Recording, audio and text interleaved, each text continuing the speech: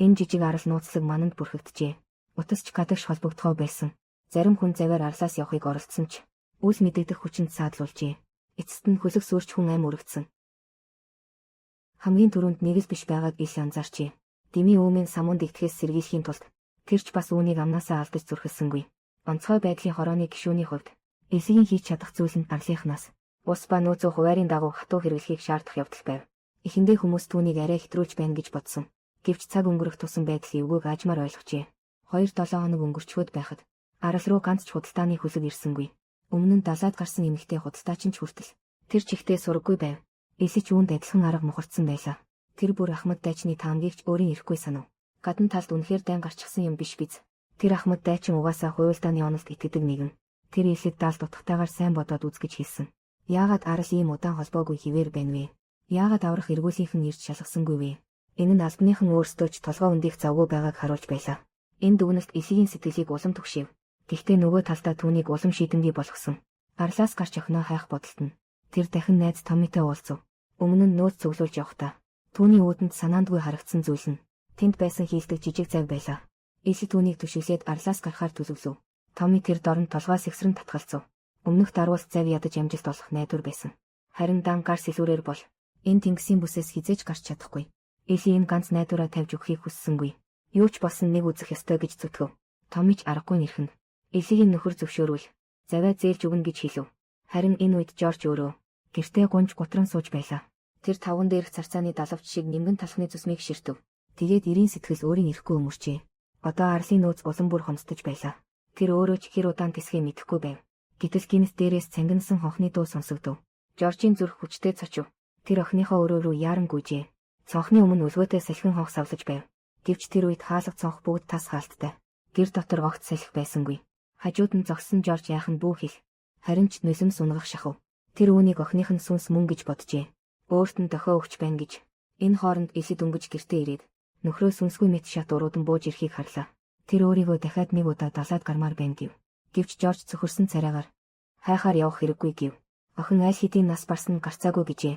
Эли уурсандаа нүрээ дарж уйлав. Нөхөр нь өдөр бүр ингэж шанасаар ухаан нь самуурчээ гэж боджээ. Хүнээс тусламж олдохгүй юм чинь. Тэр өөрөө гардан жижиг зав хийхээр шийдэв. Жорж ууртайгаар хурч ирэв. Тэр элэг шууд үхэл рүүгээ явж байна гэж боджээ. Энэ навсгар зав хэр хол явахыг яриад ч хэрэггүй. Тэнгисийн мандлаас үе үе сонсогдох тэр хачин чимээнүүд үс мэдэгдэх мангасуудын гаргаж буй дууч байж мэднэ. Эли тэдэнтэй тааруул тэмцэгч боломжгүй. Энэ хідэн үг эцэст нь түүнийг арай хийж болиулав. Далаад гарч охиноо хайх бодлоос нь Эли охиныхоо хамгийн дуртай салхин хонхыг гөлөрч ширтэв. Гинэт Мэрлийн эмээ санаанд нь орж түүнд яг адилхан салхин хонх байсныг санав. Охин нь Мэрлийн эмээтэй угаасаа их дотн байсан. Магадгүй энэ бүхний цаана ямар нэг холбоо байгаа ч юм билүү.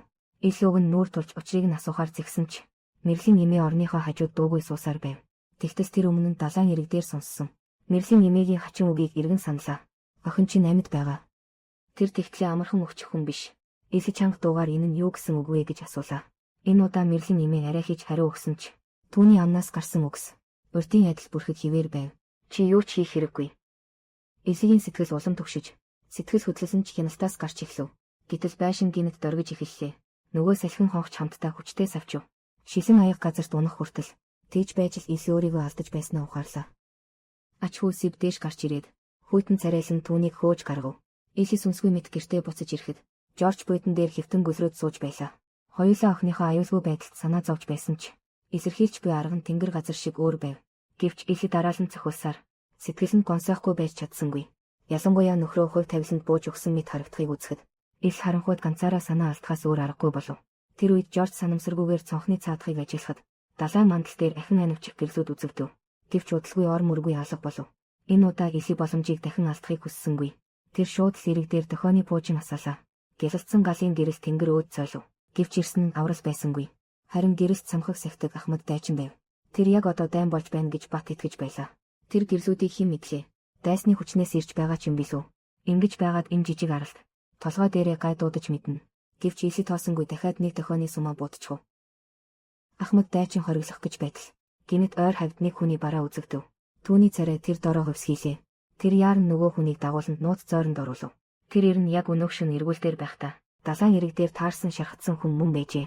Тэр үед Ахмад дайчин түүнийг өгөх нь гэж бодсон ч цээжин дээрх таних тэмдгийг нь хараад түүнийг чирж авчран имчилсэн байлаа. Гэтэл нөгөө хүн гайхамшиг шиг л ам оржээ. Ярианаас нь үзэхэд тэд эрт урдаас бие мэддэг бололтой. Бүр ихэд ойр байлдааны нөхөд байсан шимжтэй.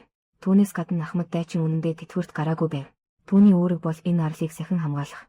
Гэвч яагаад гэдгийг нь хэн ч мэдэхгүй. Ахмад дайчин бусдад байлдааны нөхрийнхөө оршин байдгийг мэддэгхийг хүссэнгүй. Тэгээд түүнийг зойронд дахин цоожлоод далайн эрэг рүү буцав. Эси Жорж хоёр бүх дохионы сумаа дуусгачихсан байлаа.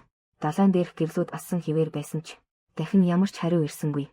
Жорж туршлагаараа тооцоолоход тэр хөлгүүд арлаас ойролцоогоор 5 тэнгисийн милийн зайд байв. Анивч гэрлүүд гар сунхад хүрмээр ойрхон харагдавч арлынханд бол хурч болшгүй хол байлаа. Маргааш өглөө эрт Эси нөхрийнхөө тооцоонд тулгуурлан газрын зураг дээр замаа төлөвлөв. Гэтэл ширээн дээрх луужин гинэт эргэлдэж эхэллээ. Арлын соронзон орон бүрмөсөн самуурчээ бололтой. Тэр илүү бодох сөхөөгүй. Аврах хантаазаа өмсөд Томигийн гэр рүү яарав. Тэгээд дээврийн хормон доороос резинэн завийг шууд чирч гаргав. Тэр эцэст нь амиа дэнчин 50 үзгээр шийдэв. Томи яаран сануулв. Чи ингэвэл үхэл рүүгээ өөрөө явж байна. Эсигийн хариу хүний сэтгэл өвтгөн байв. Энд үлдвэл би бас ухна. Тэгээд дараагийн мөчөд хоёул жижиг завиас сэзүүртэн арлаас холдов. Жорж мэдээг амгцаа галзуурсан мэт эрэг рүүгүй. Чи ингэвэл гарцаагүй амиа алдна. Туршиж үзэхгүй бол яаж мэдэх юм. Гэвч тэр хоолоогоо сөөтл орилсон ч эхнэрийнхээ охиноо олох гэсэн шийдийг зогсоож чадсангүй. Эси анх 5 тэнгисийн мис хүртэл сэзүүрдэж өчигдөр шөнө гэрэл нь үзэгдсэн хөлгийг олохоор боджээ. Гэтэл арлын хүрээнээс ч гараагүй байтал эргэн тойрны тэнгисийг өтгөн манан бүрхөв. Таних шуугаан дахиад л сонсогдов. Эсигийн чихний хингэрэг дорхноо цус хуурч тэр тэнгист унчхав. Мансуурсан тэр агшинд тэр нисдэг тэрэг тэнгист сүрхийг харсан мэт болов. Санаанд оромгүй нь яг урд нь төдий холгүй. Тэнгисийн цэргийн нэгэн плот усан дээр эргүүлдэж байлаа. Тэд арлын хэвийн бус байдлыг эртнээс анзаарчээ. Цэргийнхэн бүр тусгайлан нэг командлагчийг мөрдөн шалгалтад туслуулахаар томилсон байв. Хэдэн 7 хоногийн өмнө тэд албан ёсны эргүүлийн багийн мэдээг авч энэ арал хэд хоног холбоогүй болсон гэж сонсчээ. Цэргийнхэн уг нь байлдааны хөлөг илгээд шалгахыг хүссэн ч арал тодорхой зайд ойртох бүрд тэд хүчтэй цахилгаан соронзон сааталд хүртэж бүр бага давтамжийн долгионы цохилт хүртэл амсдаг байв.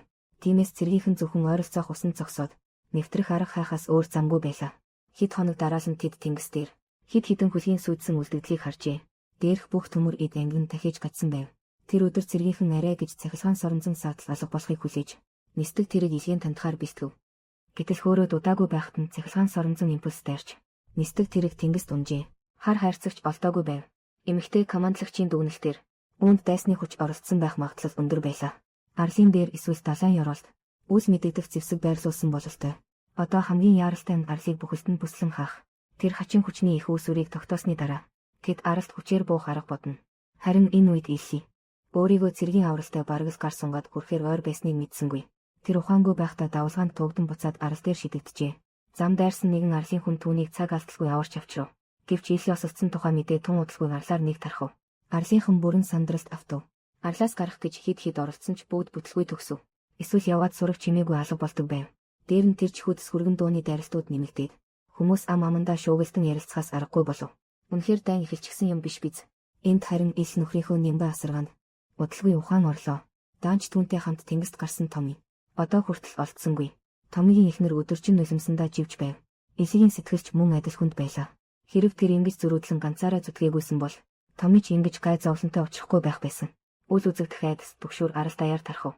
Ахмад дайчин арлыг эргүүлдэж явахдаа санамсаргүйгээр хоёр оршин суугчийг ундны уснаас болж зодтолдохыг харав. Түүний царай дорхноо барайв. Тэгээд тэр дорн буудлын эзнийг олж хатуу сануулв. Айдас хүнийг солиотой мэт авирлуулдаг.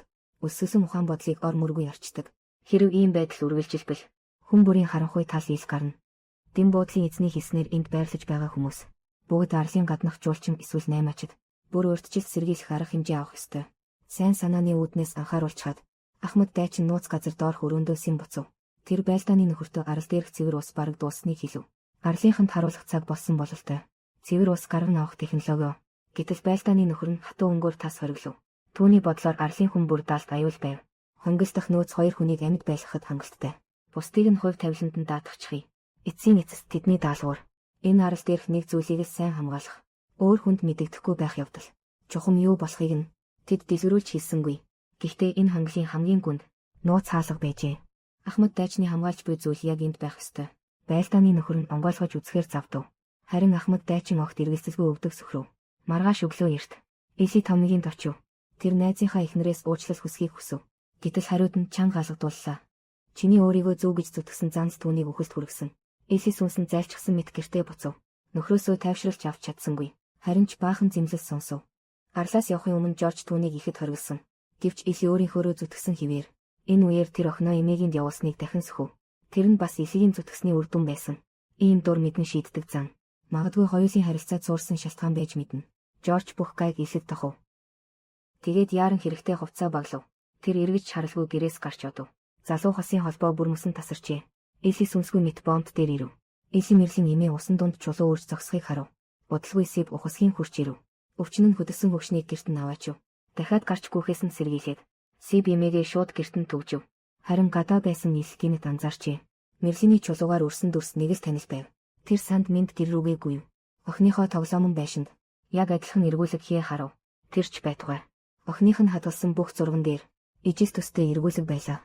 Тэдний дунд Мэрлийн багадаа зурсан нэг зурагч байв. Гүн эргэлзээ цээжийг нь нүмрөв. Энэ эргүүлэг чухам юуг илтгэхэд байна вэ? Эсийн эргэлзэж байтал асаас гинэт хонхны дуу сонсогдов. Толгоогоо өргөд хартал. Нэг байшингаас битүү харуутаа суунаглаж байв. Тэр нь Мэрлийн эмээгийн байсан дэлгүүр байлаа. Харамсалтай нь түүнийг Сиб дотор нь төгтсөн байв. Арлынхан аврахаар шавсан хойно. Мэрлийн эмээ галт түлэгдэн арайхийн амьсгалтай үлджээ. Энэ хөгшин эхнээсээ дуустал. Үргэлж Туйсийн нууцлаг байсаар ирсэн. Түүний дотор яг ямар нууц нуугдаж байна вэ? Тэр нь Эсигийн алга болсон охинтой ямар холбоотой юм бол? Эсигийн занг гоёор хэлбэл шантардаггүй. Гэхдээ Туйсийн өөрийгөө төв болгосон. Хэний ч үгийг сонсдоггүй. Объектив өнцгөөс харуул. Чи ийм занг сайн гэж бодож байна уу, муу гэж бодож байна уу?